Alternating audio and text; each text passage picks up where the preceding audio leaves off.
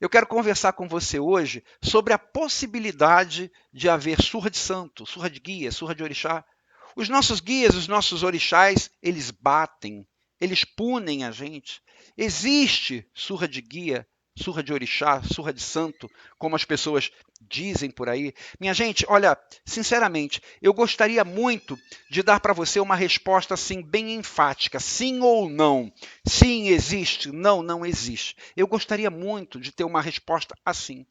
Mas você vai ver pelo que eu vou falar que a resposta não é tão simples.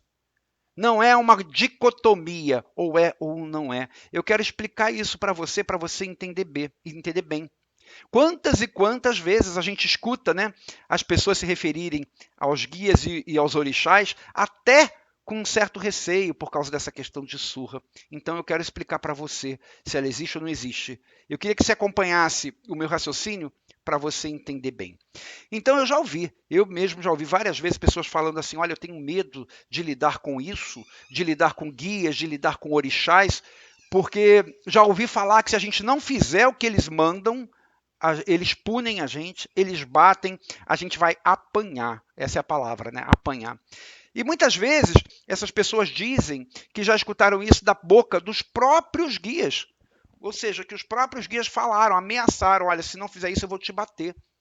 Então vamos explicar como que isso acontece, se isso acontece e por que acontece. Para começar, eu quero dizer que tem muitas coisas que causam consequências ruins na vida de um médium, por exemplo, e que eventualmente podem acabar sendo confundidos com surras. Isso é importantíssimo que a gente guarde. Tem muitas coisas que causam consequências ruins, desastrosas, e que podem ser confundidos com surras. A primeira dessas coisas que eu vou falar é a tal da cobrança de santo, a cobrança dos orixás. Muitas pessoas já ouviram falar assim, olha, foram em algum lugar e ouviram alguém falar assim, olha, o seu orixá está te cobrando. Se você não começar a trabalhar, as coisas vão piorar. Se você não procurar um terreiro, as coisas vão piorar. Vai acontecer isso, vai acontecer aquilo com você. Então, quando a pessoa escuta esse tipo de orientação, esse tipo de frase, a primeira coisa que ela pensa é: isso é uma surra. Porque se eu não fizer aquilo que a pessoa está me falando ali, que o orixá está me cobrando, as coisas vão piorar para mim. Então, isso é uma surra? Essa é a primeira coisa que as pessoas pensam. Mas eu quero dizer para você que não é bem assim. Então, eu quero dizer que o que é a cobrança espiritual? Porque a pessoa diz, olha, se você não trabalhar, você está com cobrança do seu orixá, se você não trabalhar, a coisa vai piorar. Vamos explicar então o que é a cobrança espiritual. Quando alguém diz para você que você tem a cobrança espiritual, sabe o que ele quer dizer? É que às vezes ele não fala com essas palavras que eu vou te explicar. Às vezes a pessoa fala assim, o orixá está cobrando, mas não é bem isso. Quando se fala assim, você tem cobrança espiritual, é porque o seu campo vibratório e as energias que estão te envolvendo ali não são positivos, não estão positivos. Ou então tem muita energia ali desequilibrada, energia descontrolada. E tudo isso é sintoma ou da mediunidade reprimida, que não é uma mediunidade trabalhada, ou então é sintoma da gente ter absorvido energias, vibrações que a gente absorveu de lugares e pessoas com as quais a gente tem contato. Ou então são energias que nós geramos, vibrações que nós geramos com os nossos pensamentos. Enfim, existem várias coisas que causam essa negatividade ao nosso redor, que descontrolam as nossas energias, que desequilibram o nosso campo vibratório. E quando o nosso campo vibratório está descontrolado, está desequilibrado, muitas coisas ruins podem acontecer. Porque por lei de atração, um campo vibratório negativo vai atrair coisas negativas. Então é preciso reequilibrar essas energias que estão descontroladas. Descontroladas porque você mesmo, pelas suas ações ou pela falta de alguma ação, acabou desequilibrando. É como o doente, por exemplo, que tem uma doença física, uma enfermidade física, e ele precisa de um remédio para curar aquela doença. Só que no caso do desequilíbrio energético, né, a doença é energética, então o remédio é espiritual. E esse remédio, você toma, esse remédio espiritual, para equilibrar suas energias, você toma quando você dá condições aos seus guias, aos seus amparadores espirituais, de se aproximarem de você, para começar a controlar aquelas energias que estão em desequilíbrio, para conectar você a uma vibração pura, a uma vibração divina, uma vibração do seu orixá, positivando o seu campo vibratório. Então, o remédio espiritual, ele vem pela presença do seu guia próximo a você, ou pelo exercício da sua espiritualidade de alguma maneira, se não for em terreiro, em outros locais, mas enfim, é pelo seu trabalho espiritual. Então, nesse caso, o seu trabalho espiritual e a aproximação dos seus guias não são a causa da cobrança, não são a causa da doença, eles são o remédio. São o remédio para um mal que você mesmo adquiriu. Adquiriu pelos seus comportamentos, pelos seus pensamentos, pelos seus sentimentos, que foi aquilo que gerou tudo aquilo, todas aquelas energias desequilibradas que estão atuando negativamente. Então é justamente o contrário quando se diz cobrança espiritual, não é que o guia está cobrando, é justamente o contrário. Não são os guias, não são os orixás que estão cobrando o seu trabalho espiritual. Ah, eu quero que ele trabalhe, eu sou o guia dele, quem tem que trabalhar, essa pessoa tem que trabalhar. Não é isso. Quem está cobrando o trabalho espiritual, quem está cobrando que você procure algum caminho espiritual, é você mesmo. É o seu corpo energético que está sedento de equilíbrio. É a sua falta de equilíbrio que está trazendo o problema. Os guias, os orixás, o trabalho espiritual são a cura que você precisa. Então, essa história de cobrança espiritual, ela tem um lado verdadeiro, porque realmente tem alguma coisa que necessita de alguma ação, está cobrando alguma coisa, mas não são os guias e os orixás que estão cobrando, não são eles os cobradores do trabalho. Quem está cobrando é o seu próprio organismo energético, que está exigindo de você alguma postura. Assim como quando você está doente, o seu organismo físico também exige uma postura, exige que você tome o remédio. Os nossos guias, os nossos orixás são os remédios para os nossos males espirituais, não são a causa. Assim como o remédio não é a causa da doença física. Então, esse primeiro ponto que eu falei para vocês, minha gente, muitas vezes é confundido com surra. Porque a pessoa ouve assim, o orixá está me cobrando e se eu não fizer, se eu não trabalhar, se eu não procurar um caminho espiritual, a coisa vai piorar. E a pessoa entende como surra. Não, não é. O que vai acontecer é só uma consequência natural de uma doença energética, de uma doença espiritual que a pessoa tem. E o guia está alertando, olha, eu posso ajudar. Eu posso ser o seu remédio. Me procura que eu possa te ajudar. Permita que eu me aproxime de você, que eu possa te ajudar. Então, essa é uma primeira situação que é confundida com surra. Um outro ponto que às vezes é confundido com surra também é aquela situação assim.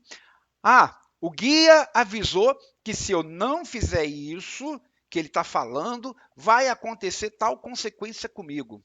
Muita gente também entende isso como uma ameaça de uma surra.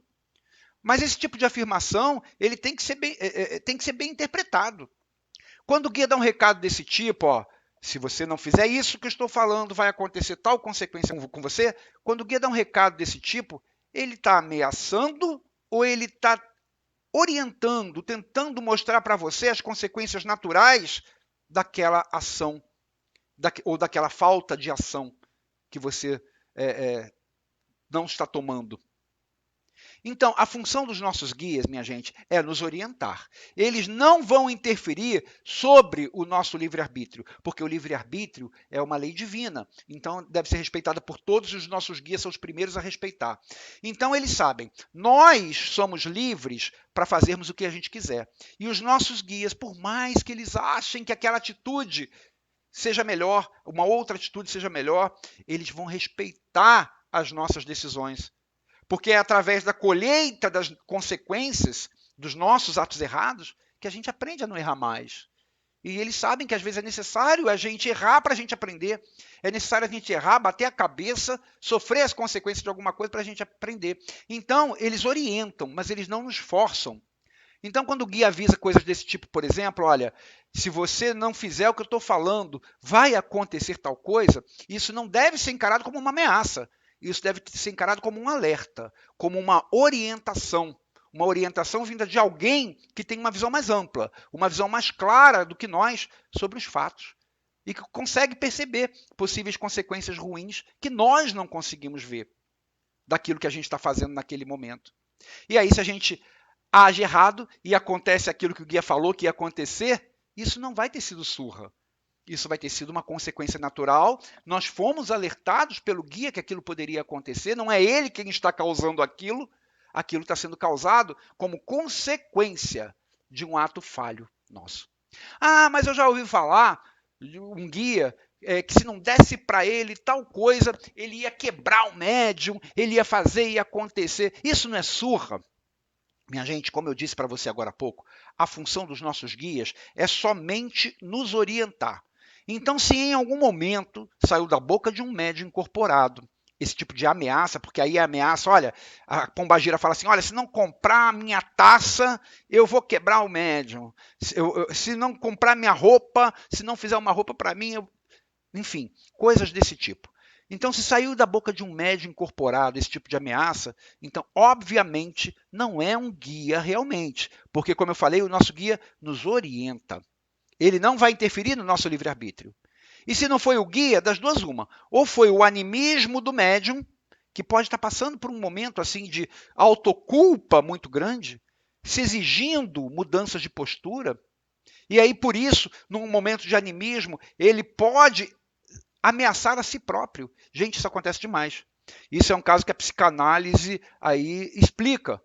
Às vezes o médium está passando por um momento de muita autoculpa, um momento em que ele está se cobrando muito, que ele está se exigindo muitas mudanças de postura, e que aí naquele momento de pseudo-incorporação, em que o animismo fala mais alto, o seu inconsciente projeta aquilo que ele sente em relação a si próprio e ameaça a si próprio se não fizer tal coisa, se não mudar uma postura, se não atender determinada coisa, se não mudar o caminho. Então, esse é um dos casos em que você ouve um guia ameaçando: olha, se meu cavalo não fizer tal coisa, eu vou fazer isso, vou fazer aquilo. Não é o guia.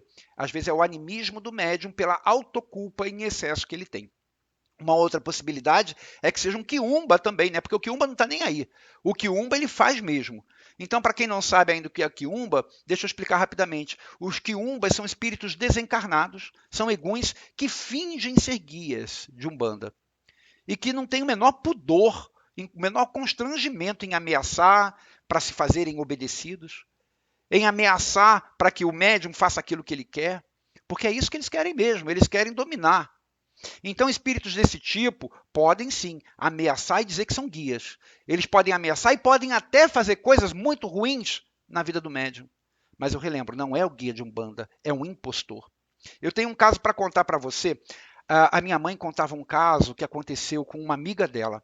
Essa amiga dela, ela recebia em casa, olha aquela história de receber em casa, o perigo de receber em casa, que não tem firmezas espirituais, né?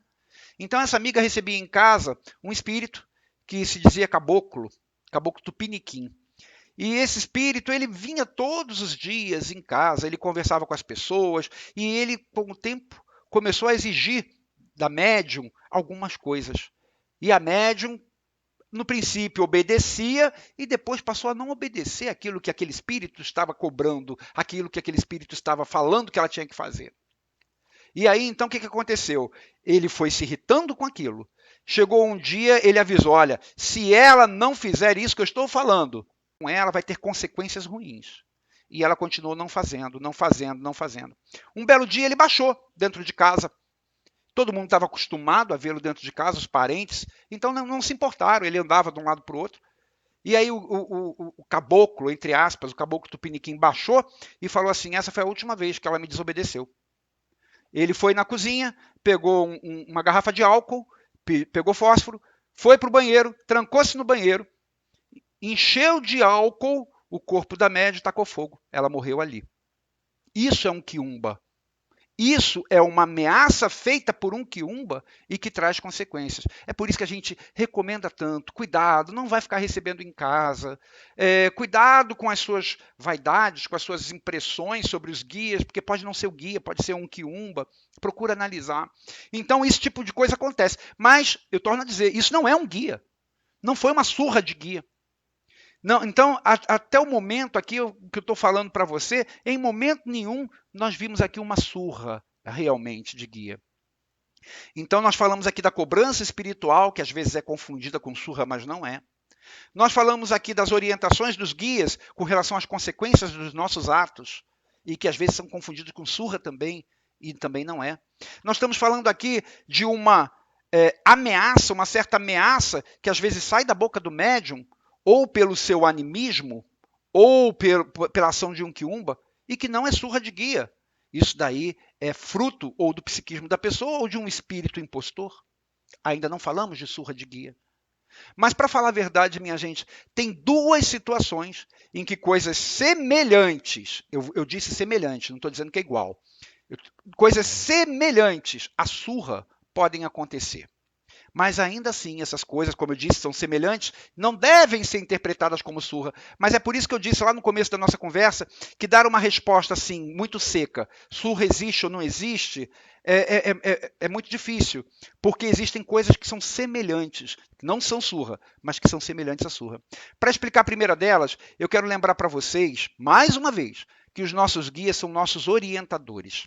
São como pais que ficam nos orientando, nos dizendo ali o que a gente tem que fazer. E às vezes a gente age como criança que não dá atenção à orientação do pai. E aí é preciso que eles nos orientem de uma forma um pouco mais taxativa, de uma forma um pouco mais enérgica, por amor, para que a gente possa entender. Não é assim que a gente age com o nosso filho também? Às vezes a gente fala assim, olha, não faz isso. A criança continua fazendo. Aí a gente fala, não faz. A gente fala num tom mais alto, a criança continua fazendo. Não faz porque isso vai fazer mal para você. A criança continua fazendo. Aí a gente fala assim, olha, não faz porque eu vou te botar de castigo. A gente fala isso para a criança não é por ódio. A gente fala isso para a criança por amor. Porque a gente sabe que se ela fizer aquilo, ela vai sofrer depois. Então, da mesma forma que a gente faz com nossos filhos, que não têm o mesmo entendimento que a gente, e por isso a gente é mais duro, às vezes, para ver se a gente consegue despertar neles uma pequena compreensão, uma mudança de atitude. Às vezes, os nossos guias também fazem isso com a gente, quando eles percebem que a gente está começando a ir por um caminho errado. E às vezes a gente está indo por um caminho errado por falta de atenção, por descuido, ou mesmo porque a gente está se deixando levar por algo que a gente podia evitar. E aí, às vezes, eles chamam a atenção, eles nos orientam, não faça isso. Isso vai trazer consequência ruim para você. E a gente não dá atenção, e aí eles falam novamente, não faça isso. Até que um dia eles ameaçam colocar a gente de castigo, que nem a gente fez com o nosso filho, por amor, para ver se a gente abre os olhos, para ver se a gente acorda. Eu soube, por exemplo, de um caso, um médium que começou a se envolver com coisas, com companhias muito erradas. E os seus guias começaram a avisar, olha, isso não é bom, afasta-se disso, isso não é bom, isso não é bom. E o médium não deu atenção. Um belo dia o caboclo do médium baixou e falou assim, olha, se você fizer de novo, eu vou quebrar suas pernas. Quando o médium ouviu isso, aí caiu a ficha. Aí ele tomou consciência, ele se alertou para o que ele vinha fazendo. Isso não quer dizer que o caboclo fosse realmente quebrar as pernas dele, assim como não quer dizer que se o nosso filho fizesse novamente aquilo, a gente ia botar de castigo. Então não quer dizer que o caboclo realmente ia fazer aquilo, mas foi a forma que o caboclo encontrou para mostrar a gravidade daquele caso, para ajudar o médium a mudar de postura, para ajudar o médium a despertar. E funcionou. O caboclo não interferiu no livre-arbítrio do médium. Ele não pegou o médium, por exemplo, quando o médium foi fazer a coisa errada e falou assim, olha, você não vai fazer. Não foi isso. Ele não interferiu no livre-arbítrio. Ele deu uma chamada de atenção com um pouco mais de energia, um pouco mais taxativa, até mostrando uma consequência possível ruim para ver se aquilo despertava a racionalidade da pessoa. E despertou, funcionou. O médium nunca mais fez aquilo que ele fazia. Então, às vezes isso acontece, e isso pode ser considerado uma ameaça de surra. Não sei se pode ser considerado uma ameaça de surra, porque o caboclo provavelmente não ia quebrar as pernas da pessoa, deste médium, mas serviu como um alerta enérgico, e que corrigiu aquela situação. Ajudou ou não ajudou a pessoa? Consertou ou não consertou? Mais uma vez eu quero lembrar que isso lembra muito a forma como a gente chama a atenção dos nossos filhos. Aqui a gente às vezes fala até coisa que a gente não faria, mas isso é para surtir o efeito que a gente quer para o bem da própria pessoa. Então, chamadas de atenção assim, elas podem em determinado momento ser confundidas com surra, mas se a gente analisar racionalmente, a gente vai ver que está longe de ser uma surra de verdade. É apenas uma forma específica de facilitar a compreensão daquele médium sobre uma orientação que já vinha sendo dada e que ele não estava entendendo. Uma outra coisa que pode ser confundida com surra, e que acontece que não é surra, é quando o guia quer ensinar uma lição para o médium, quero dar uma lição. Eu já contei aqui nos nossos encontros o caso da cigana da minha mãe, e eu tenho que contar de novo porque se enquadra perfeitamente nesse caso. A minha mãe já era mãe de santo há muitos e muitos anos, e um belo dia ela resolveu proibir bebida alcoólica no terreiro dela. E aí ela, antes da sessão, conversou com os cambonos e falou assim, olha, se os meus guias baixarem, avisa que não tem mais bebida alcoólica, eu não quero mais bebida alcoólica no meu terreiro. E aí a cigana baixou. A cigana baixou e pediu champanhe. E o cambono falou para ela assim, olha, cigana, o seu cavalo falou que não tem mais bebida alcoólica no terreiro. A cigana falou, mas por quê? Eu nunca deixei meu cavalo embriagado, eu nunca deixei meu cavalo se sentindo mal, eu preciso da champanhe, né, da bebida para o meu trabalho, por que vai tirar? Aí o cambono falou assim, olha, é ordem dela, ordens são ordens. A cigana falou assim, tá bom, então me dá um copo de água. O cambono veio com um copo de água, a cigana bebeu ali meio copinho de água e subiu. Quando ela subiu, a minha mãe caiu, bêbada, com aquele meio copo de água, vomitando, rolando para um lado para o outro, cabelo cheio de vômito, eu estava lá, eu estava vendo. E aí a gente conversou com a minha mãe, a gente falou para ela, mãe, olha só, olha o que está acontecendo. A cigana, ela precisa da bebida para o trabalho dela. O trabalho dela com a bebida nunca deixou consequências de embriaguez, de álcool. Então isso é uma lição da cigana. Minha mãe pediu desculpas à cigana e a cigana pegou ela de novo. A cigana pegou, aí falou, agora me dá um pouquinho de champanhe. O cambono veio com um pouquinho de champanhe, a cigana bebeu, depois subiu, minha mãe estava nova. E isso foi uma lição. É surra? Eu não posso dizer que foi surra. Isso é uma lição. A cigana queria mostrar para a médium de uma forma que ela entendesse que os guias têm condição de manipular as vibrações da bebida alcoólica. Ou seja, foi uma lição. Ela quis mostrar que os guias têm condição de manipular as vibrações da bebida alcoólica, que não haveria a menor necessidade em tirar essa ferramenta, que é a bebida, e que tem importância durante o trabalho espiritual. Então, quer dizer, vai se considerar surra isso? Eu prefiro considerar como uma lição, porque a partir daí minha mãe aprendeu que a bebida alcoólica realmente é importante para o trabalho, para manipular os fluidos do álcool e para vibrar ali com a cigana. Enfim, não foi surra, foi uma lição. Por isso que eu disse lá no começo da nossa conversa que tem coisas que se confundem e que às vezes parecem surra, mas que não são surra. E essas duas coisas que eu falei, às vezes são confundidas com surra, como é este caso da cigana, que foi uma lição, e o caso do caboclo, que chamou a atenção do médium, falou que ia quebrar a perna dele, mas foi uma chamada de atenção enérgica para mudar uma atitude ruim que ele estava tomando na vida e que ia trazer consequências ruins para ele. Então, resumindo, minha gente, muitas coisas podem ser confundidas com surra, mas não são surra. Os nossos guias não batem, porque eles respeitam o nosso livre-arbítrio. Eles nos orientam, falam o que é melhor para a gente fazer, o que é melhor que a gente não faça e deixa nosso encargo, fazer ou não. Se eles percebem que a gente, para entender mais, para entender melhor aquela orientação, a orientação precisa ser mais enérgica, eles nos orientam de forma mais enérgica. Da forma como a gente orienta os nossos filhos, a gente tem dois filhos diferentes. A gente orienta um de uma maneira, que é a forma como ele entende, a gente orienta outro de outra maneira, que é a forma como o outro entende. Um deles a gente orienta passando a mão na cabeça e falando assim, não faz isso, meu filho, porque é isso que ele entende. O outro a gente orienta brigando com ele, falando, não faça isso, porque é a forma como ele entende.